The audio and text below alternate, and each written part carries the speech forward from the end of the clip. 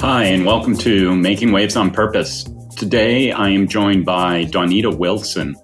She is the Chief Diversity, Equity, and Inclusion Officer for WETA and PBS NewsHour. She's been in the space for 20 years or so. Worked at Sodexo, where I used to work. She and I did not cross paths there, but were introduced by a mutual friend, Christy Cook, who I'm going to have on another episode here pretty soon. But been doing this work for a long time and really interesting insights on DEI, which I think we have to continue to have conversations about in order to advance. She comes up with a kind of a golden rule, and it reminded me how the golden rule has been restated over time. Don't treat people like you want to be treated, but rather how they want to be treated, which I think is a really important diversity inclusion lesson before we called it that. So without further ado, I bring you Dawnita. Great conversation, and I think you'll really enjoy it. Thanks for listening. Dawnita, thanks for joining us. Thanks for having me. Happy to be here. You've been in this space a long time. Tell us a little bit about what you're doing now and what you think should be on the mind of diversity, equity, and inclusion leaders these days. Sure. Well, as far as what I'm doing right now, as you know, I'm the Chief Diversity Officer for WETA, PBS NewsHour, and just started with them not too long ago. So I've only been with the company for a few months, leading DEI there, focusing right now on culture, really getting an understanding, having only been there a few months, I'm still getting an understanding of how people experience the organization. That's one of the things that I focus on, is getting a better understanding of how people at all levels experience the organization, and then thinking about, the feedback that I get and using that feedback to kind of fuel the strategy that I've built and to make sure that we're moving forward in the most effective way from where we're starting from. I love that. I've been a fan for many years of the competing values framework, which came out of the University of Michigan, which is kind of like a personality test for organizations. So I love that. One of the ways that I've talked to people about that in the past is like, if you would describe your organization, what would that person be? And far too often it's a middle-aged white man like myself, but I love this idea of like how you experience an organization. I think that's a great framing. And, you've worked in a number of different organizations on this topic. How have you seen that change? Well, I think I've worked across industries, across organizations of, large and small. I would say, when I think about when I started doing this work to until now, which has been roughly around 15 plus years, I would say that there are some things that have changed. And then I would say that there are a lot of things that haven't changed, So when it comes to doing this work, I think there are still important aspects that remain the same, as they did when I was first getting started. And that's really around, how do you influence? How do you build relationships? And how do you really focus on bringing people along in the journey in whatever organization that you're in? For me, I think how you scale, scope, and execute changes, based on the company that you're in and based on the people who you're working with and where they are in their journey.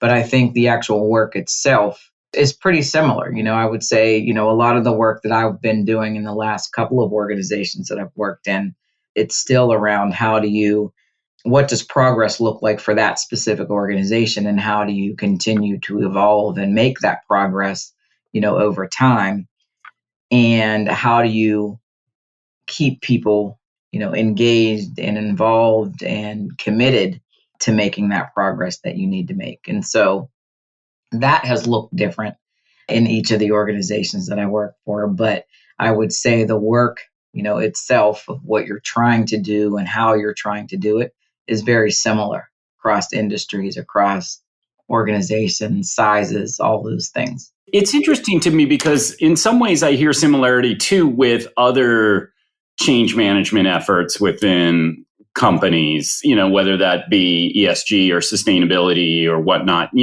influence, relationships, scale, scope, these kinds of issues of how, influence without authority. But there's something dramatically more personal for most people about diversity and inclusion than climate change, for example. Some people are passionate about climate change. I don't want to diminish or ignore that. But in general, I would say, when we're talking about privilege, unconscious bias, systemic racism, these are highly personal, whether you're black or white, whichever part, wherever you are in that equation, it's highly personal. How does that affect how programs like this come to life and become, as you started, part of the culture? Well, I think the first thing is, when you talk about the work of diversity and inclusion, it's very much a strategy. It's not a program, it's not an initiative. I think those are part of a strategy.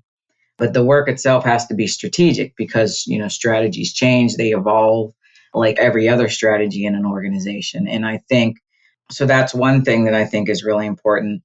The other piece is that, as far as it being personal, you're exactly right. I mean, it is personal. I think that people's experiences, how we experience the world and have experienced the world has a big impact on, how we view this work. And everyone has different thoughts and perspectives and ideas around, the work of diversity and inclusion, diversity, equity, inclusion. They've introduced a lot of new terms over the years as well. But to your point, it is very personal, for people. But I think what's important about, the work and the personal approach that people have is that we have to get to a place where we care as much about how things impact others as we care about how it impacts us, ourselves.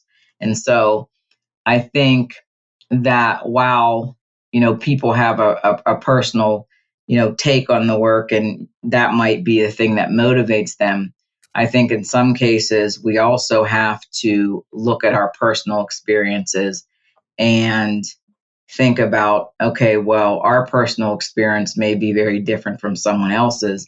It may be better, it may be worse, but we always have to be thinking about, how can we still demonstrate that compassion and care for others the same, for on issues, that impact others. We need to care about those issues as much as we care about the issues that impact us as individuals.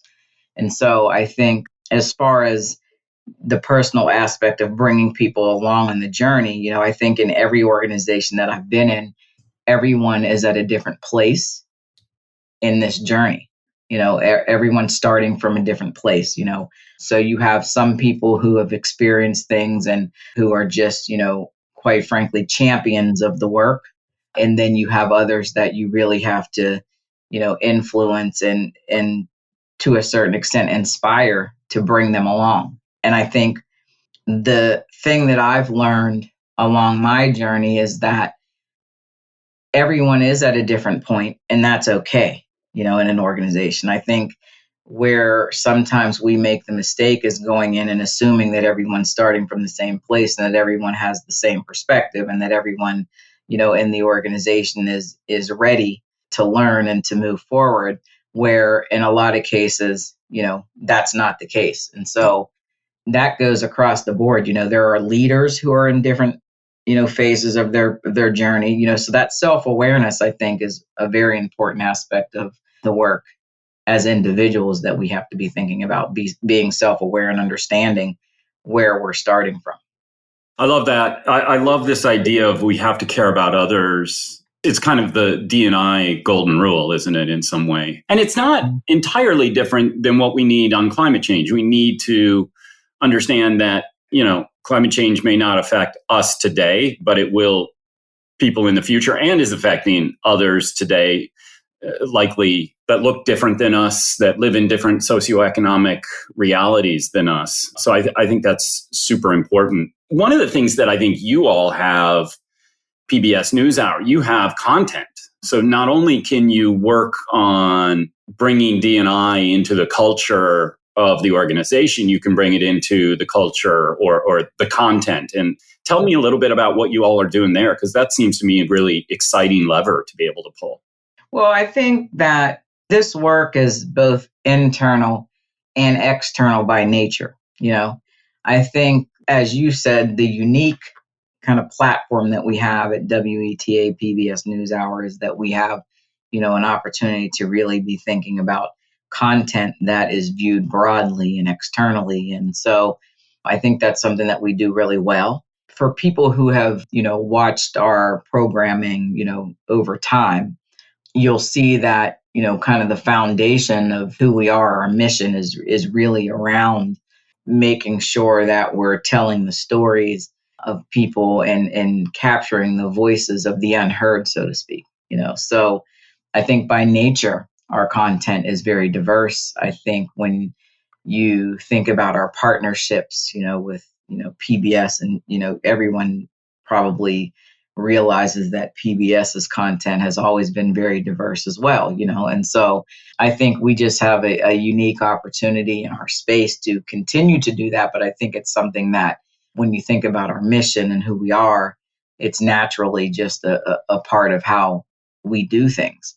And so being able to put those stories out and being able to think critically about what needs to be shared externally and what people need to hear, what are the stories that people need to hear about? How do we dig a little bit deeper into those who are impacted and tell their stories and share their voice is a big part of, what we do on the day-to-day basis. I love that. I have a 10-year-old son, and when I watch movies with him, Disney comes to mind. I'm so impressed with the variety of characters there are today that didn't exist when I was a kid. Right. Exactly. And I think that's so powerful. I happened to be at a friend's house, and my friend's daughter, who might be 12 or 13, was watching one of these shows. I think it was a singing show. And they were interviewing one of the contestants who said, my husband, ... and something to that effect, my partner, I guess. And the judge said, oh, what's his name or something like that? What does he do? And the girl in the room, my friend's daughter, immediately, without missing a beat, said, how do they know it's a man or a woman? Right. I was shocked at how, we now have digital natives. We also have diversity and inclusion natives who really get that at a very visceral level in a way that they don't have to think about it. It's just bred in the bone. Well, yeah, I agree. And if you think about even some of the programming that you watched as a child, I think of PBS the whole way back from when I was young. I used to watch, Sesame Street and, right. Mr. Rogers. Mr. Rogers was from Pittsburgh, and who was more inclusive than Mr. Rogers, back in the day. Mm-hmm. But if you think about even Sesame Street, Sesame Street has really been on the cutting edge of diversity for a long time. Even when I think back to when I was watching it in the 80s and, how they introduced different languages, how they introduced different races. They had a lot of Hispanic, people on the show. I remember watching Christmas Eve on Sesame Street is still one of my favorite Christmas shows. But when I used to watch that, I remember watching that show. And at the end, if you've ever seen it, there's a part where they're teaching kids a song. And at the end, when they go in and they show the kids singing the song, they're actually singing it, but they're signing it as well. So the teacher taught them how to sign the song as well. And this was, like I said, we're talking back in, that might have come out even in the 70s. I don't know. But if you think about just kind of D&I has always really been a part of the heart of how they've taught, young people and how they've shown up, in the media for years. And so I think when you talk about this new generation of young people and kids that they just get it. Yeah. I think it's because, it's so embedded into everything that they're seeing and hearing now a lot differently than it was, when we were coming up. You had a couple of shows like a Sesame Street or something, but you didn't see all the representation that you see now across the board. It's very different than it ever was. Yeah, that's so important. It's so important. And I'm so happy that there's people like you out there doing this work because I think it is making a big difference, both inside and outside the company, as you said. So 15 minutes always goes too fast. And here we have any closing thoughts or things you want to share with listeners? No, I think as you said, this work is important. I think it's great to know that there's, so many people out there doing it. I think that it's work that you have to be passionate about because you definitely need that energy to keep going and keep fighting the good fight when it comes to this work. But we still have, so far to go. And I think that having these types of conversations and just kind of keeping it top of mind, even if it's just for 15 minutes, is important. So I appreciate you asking me to be a part of this and joining you today. And I hopefully you'll keep up the good work as well. Well, I appreciate that. Thanks so much for joining us, and we'll have to have you back again and follow up on this conversation because it was too short.